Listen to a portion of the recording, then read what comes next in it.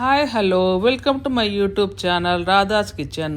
ఈరోజు మనం సంక్రాంతి స్పెషల్ అరిసెలు ఎలా చేయాలో నేర్చుకుందాం. పక్కా కొలతలతో చేసుకుందాం, చాలా మంచిగా ఉంటాయి. మీకు నచ్చితే ఒకసారి చేసుకొని చూడండి టేస్టీ అరిసెల్ని. వాటి కోసం ఒక గ్లాసు రైస్ని ముందు రోజే నానబెట్టుకోవాలా. ఒక 24 గంటలు నానితే మంచిగా వస్తాయి. నానబెట్టుకున్న రైస్ని చిల్లుల గిన్నెలు వేసుకొని నీళ్ళన్నీ కారిపోయేంత వరకు ఆరబెట్టుకోవాలా. ఇప్పుడు అట్లా ఆరిన బియ్యాన్ని మిక్సీ పట్టుకొని జల్లించుకోవాలి. ఇట్లా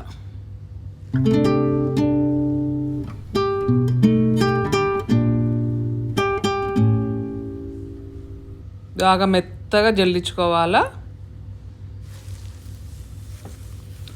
1కి 2 సార్లు జల్లించుకుంటే చాలా బాగుంటుంది.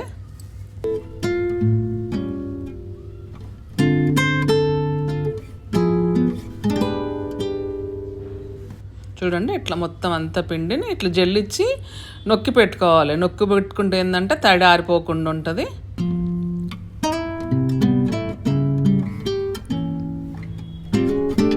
ఇప్పుడు దానికి బెల్లం పాకం పట్టుకుందాం. ఒక గిన్నె తీసుకొని అందులో మనం ఒక గ్లాసు బియ్యం వేసుకున్నాం కాబట్టి 3/4 గ్లాసు బెల్లం వేసుకుందాం. బెల్లం వేసుకొని వాటర్ వేసుకొని మంచిగా పాకం పట్టుకుందాం.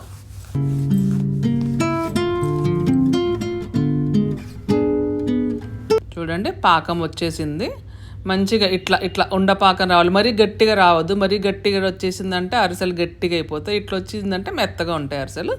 ఇప్పుడు మనం పిండి వేసుకొని కలుపుకుందాం.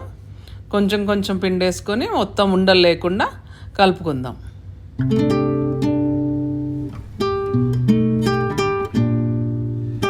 ఇప్పుడు అందులోనే మనము ఇలాచీల పొడి కూడా వేసుకొని కలుపుకోవచ్చు. ఇలాచీలు, నువ్వులు, గసగసాలు మీ ఇష్టం ఏవన్నా వేసుకొని కలుపుకోవచ్చు.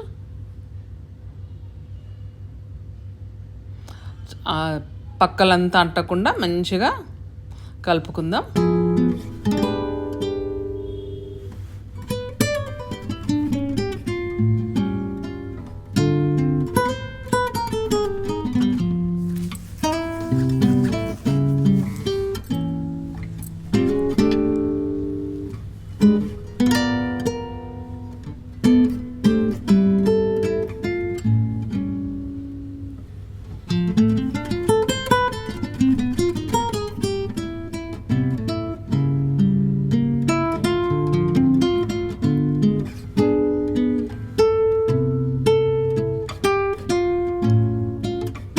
చూడండి, అంతా మంచిగా కలిసిపోయింది కదా. అందులో ఒక స్పూన్ నెయ్యి వేసుకొని కలుపుకొని పక్కన పెట్టుకుందాం. కొంచెం చల్లారనిద్దాం దాన్ని.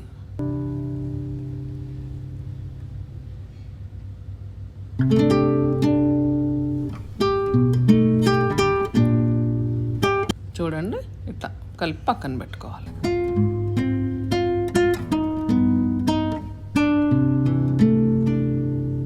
ఇప్పుడు చల్లారిపోయింది. ఇప్పుడు చిన్న ఉండల్లా చేసుకుని అరిసెలు ఒత్తుకుందాం.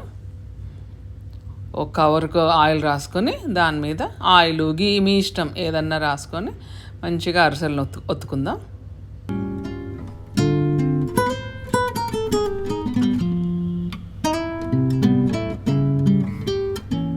అట్లనే పక్కన స్టవ్ మీద కూడా బాండ్లు పెట్టుకొని నూనె వేడి కానిద్దాం. నేనైతే కొంచెం నూనె పోసాను. ఒక్కొక్క అరిసె వేయించుకునేటప్పుడు అది కొంచెం పిండి ఉంది కాబట్టి.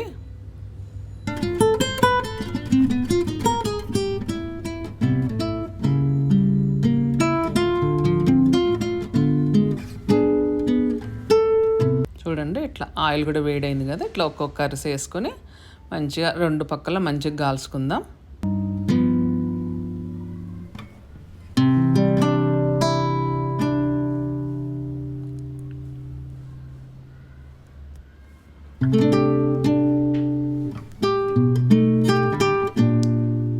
ఇప్పుడు ఈ అరిసె కాలిపోయింది కాబట్టి ఇప్పుడు దాన్ని మనం అరిసెలు ఒత్తుకునే అచ్చు ఉంటుంది, దాని మీద వేసుకొని నొక్కుకున్నాం అనుకోండి, దానికి ఉన్న ఆయిల్ అంతా కూడా పక్కకు వచ్చేస్తుంది అనమాట. ఇంక ఇట్లా పక్కకు వచ్చేస్తుంది. ఇట్లా నొక్కుకొని పక్కన పెట్టుకోవాలి, ఆరబెట్టుకోవాలా. మొత్తం అంత పిండి ఇట్లానే చేసుకోవాలా అరిసెలు.